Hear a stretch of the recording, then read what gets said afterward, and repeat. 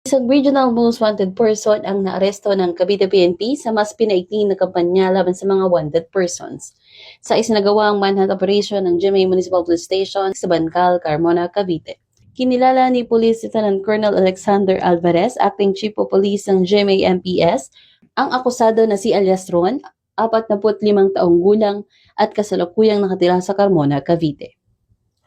Naaresto ang akusado sa bisa ng warrant of arrest na inilabas ng Regional Trial Court Branch 109 ng Carmona, Cavite para sa kasong paglabag sa Section 5, Article 2 ng Republic Act 9165 o ang Comprehensive Dangerous Drugs Act of 2002.